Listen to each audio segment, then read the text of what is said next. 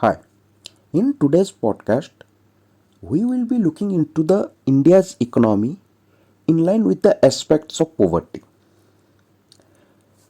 Today's podcast is divided on two dimensions. One dimension is discussing about the size of Indian economy, and the other dimensions will be dwelling about the poverty. More specifically, intergenerational poverty. Okay. Coming to the first topic, the size of Indian economy. Recently, while addressing the US Congress and even during the speech from the ramparts of the Red Fort, Prime Minister Modi stated that India will soon be the world's third largest economy in the world in the coming years. Mind you, people, this categorization of economies is based on aggregate GDP levels stated in current US dollar terms. In other words, one calculates the market value of all goods and services produced in every country in a year and then expresses it in terms of US dollars. The top 10 economies by size are like US, China, Japan, Germany, India, UK, France, Italy, Canada, and Brazil. If you look into the top 10 economies by size and their GDP level in trillions of dollars, there is a vast gap between US and China, which occupy the first two slots, and the rest of the world. For instance, at $26.9 trillion, the US GDP, $26.9 trillion, which is the US GDP, it is $2 trillion more than the combined GDP of all the countries from Japan to Brazil, from rank 3 to rank 10. It is noteworthy that $2 trillion is roughly the GDP of the last three countries among the top 10 countries, that is Italy, Canada, and Brazil. Similarly, China's GDP is $3 trillion more than the combined GDP of all the countries from India to Brazil, that is from rank 5 to rank 10. However, the size of the GDP does not capture the average income levels in the different countries. While it is generally held that higher overall GDP implies more prosperity, you can read it in the sense of average incomes also. But there are wide variations. To better understand the level of prosperity in any country, one has to look at average incomes or per capita GDP, that is, the total GDP divided by the population of the concerned country. And when one calculates the per capita incomes, the picture changes considerably. Now, if you look into the top 10 economies in terms of per capita incomes, then the list changes. It begins with US, then the country Canada, which is the ninth ranked country in terms of total GDP, turns out to be the second best when it comes to average income levels. Similarly, China plummets to third last position in per capita terms. In fact, most countries bearing India and Brazil beat China on this count. India's per capita GDP is roughly around $2.6 trillion. Now, let's take this way to understand how far India is in terms of per capita GDP. Forget the wait of the next 25 years, that is to make India a developed country by 2047 as one of the resolutions taken by Prime Minister Narendra Modi. So forget the wait for the next 25 years and imagine that overnight India's GDP rises to the level of United States. Even as the world's biggest economy, India's per capita GDP would be $18,680. Even such a remarkable change will only push India from rank 10 to rank 8 in this list of the top 10 economies in terms of per capita incomes. So, yeah, it's a matter of pride to say that India is the fifth largest economy in nominal terms. But to analyze the growth of a country, one has to equally look into the per capita income of that country. This will define the development, the socio-economic progress of a country.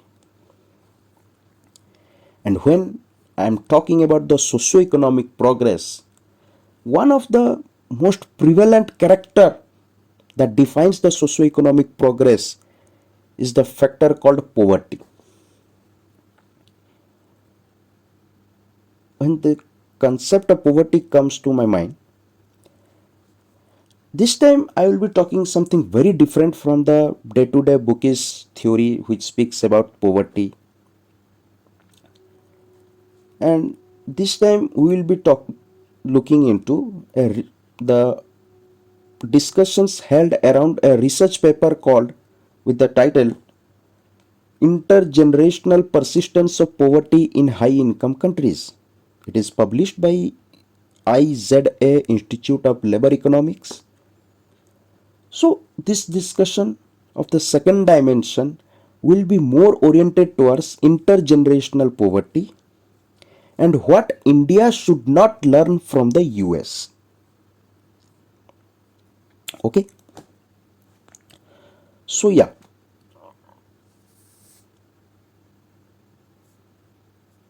there are some policy choices that India should not learn from the US. One of them has to do with how to stop poverty spreading from one generation to another. That's because even though the US is the world's biggest economy and has the highest per capita income and should as such be India's policy guide on how to become a richer country at a time when PM Modi has resolved to make India a developed country in the next 25 years. The new research shows that US fares pretty poorly on alleviating intergenerational poverty when compared to other rich countries. Now the question comes to our mind is what is intergenerational poverty? Intergenerational poverty essentially refers to the likelihood of kids growing up in poverty ending up as adults living in poverty. I will again repeat this thing. Intergenerational poverty means the likelihood of kids growing up in poverty ending up as adults living in poverty. There is overwhelming evidence to suggest that children exposed to poverty are more likely as against kids with no exposure to poverty to end up poor even in their adult life. But it is also true that this persistence of poverty from one generation to another is weaker if a country is richer. Of course, in any country or economy that grows fast, one would be expecting that this likelihood would become weaker and weaker as the time goes by. In rich countries as against poor countries, this likelihood should be lower. However, even within the rich countries, there must be a gradation. And it would tell us much about different rich economies such as US. The research paper Intergenerational Persistence of Poverty in High Income Countries speaks about intergenerational persistence of poverty is notably stronger in United States relative to other high income countries.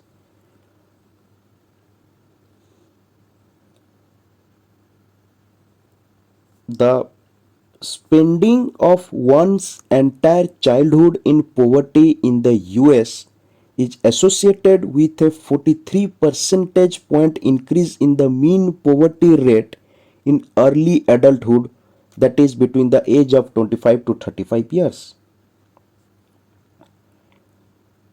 The intergenerational persistence of poverty is 0.43 in United States. Basically, this indicates that if a child spent all his childhood in poverty in the United States, he is more likely to also be a poor adult.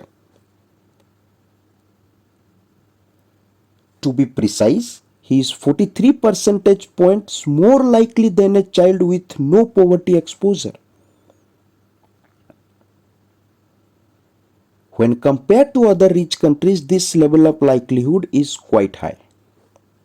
This is 4 times stronger than in Denmark and Germany, and more than twice as strong as in Australia and UK. Counterintuitive as it may be, this finding of the new research paper on intergenerational poverty speaks that a poor child in US is far more likely to stay poor when he grows up than a poor child in other rich countries. And this is not where the key lesson lies for India. What India needs to learn, or I should say not learn from US policy choices, is in the second finding of this paper.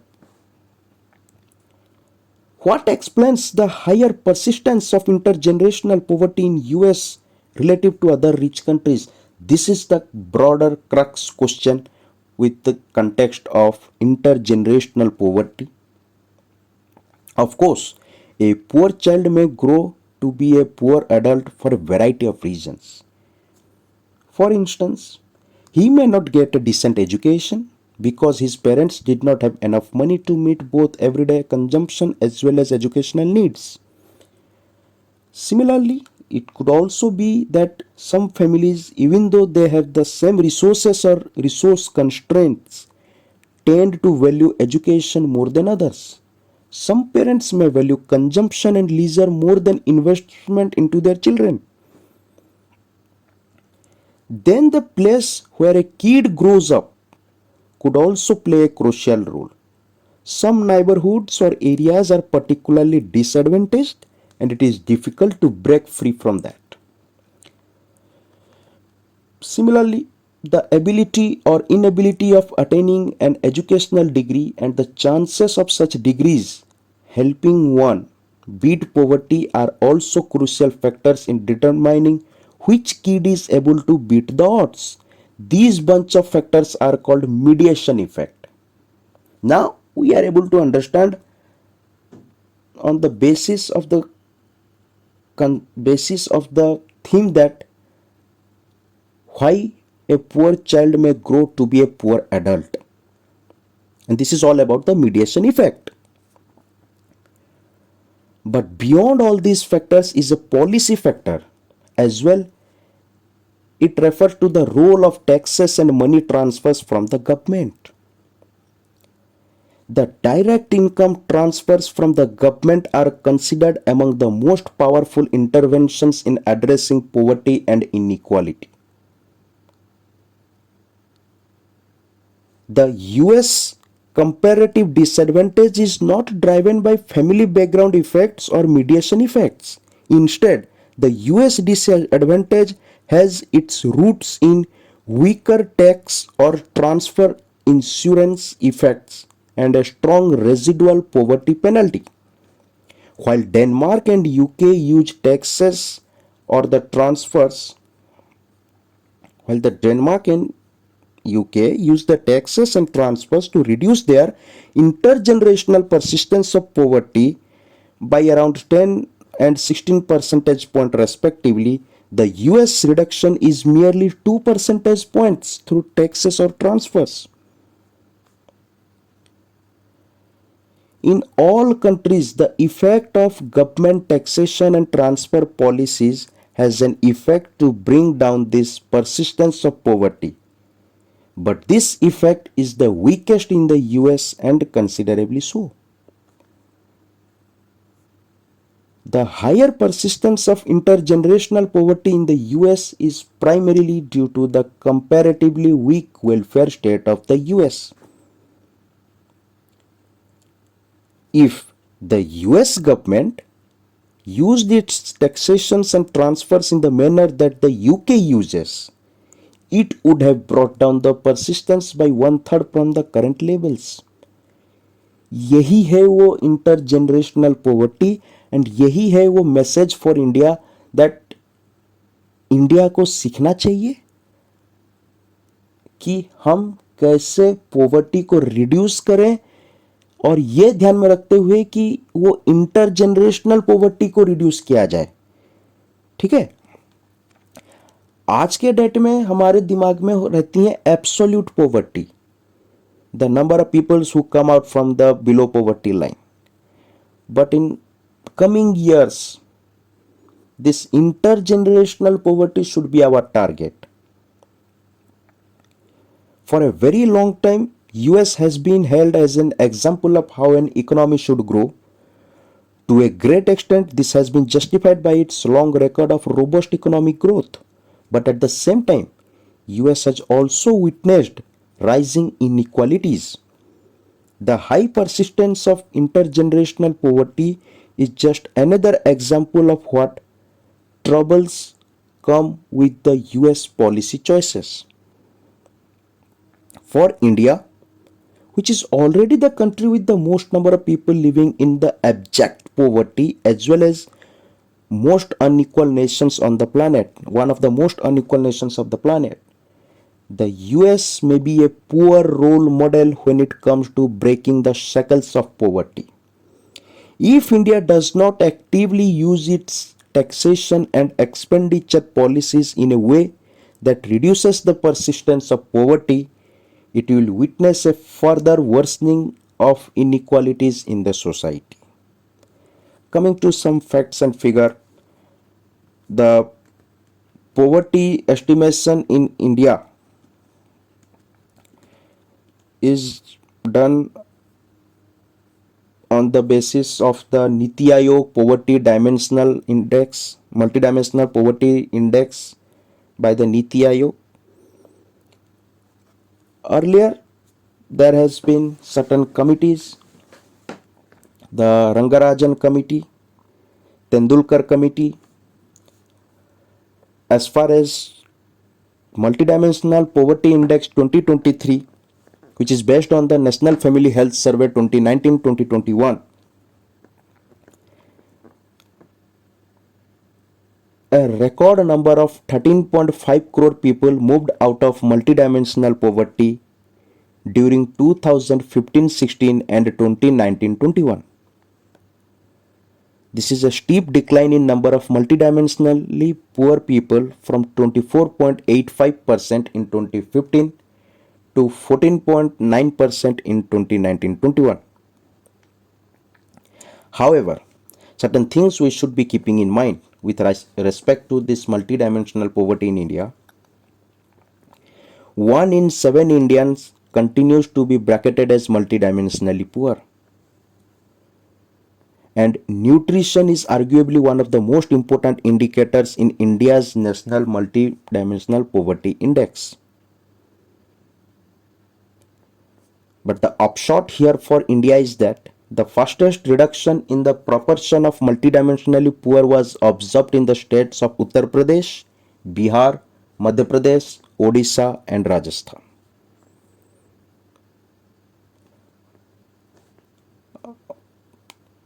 Another report named as Global Multidimensional Poverty Index 2023, it says that around 415 million people in India climbed out of poverty between 2005 and 2019-21.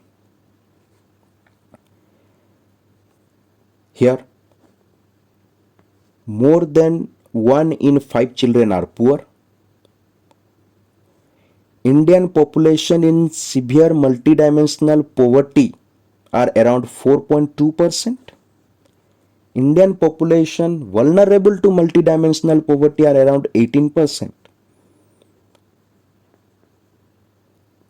Despite the significant reductions, however, the largest number of poor people in the world, which is around 23 crores, live in India. So, the crux of this podcast was that first thing is, instead of going after the big figures of fifth largest economy, third largest economy, we should be looking into the per capita GDP, which is the parameter, the benchmark to decide the socio-economic welfare of a state. And the second thing is, gradually more and more research, more and more studies should be focused upon the intergenerational poverty. So that's it from today's podcast. We will be meeting in the next podcast with some next trendy, catchy topics. That's it. Thank you.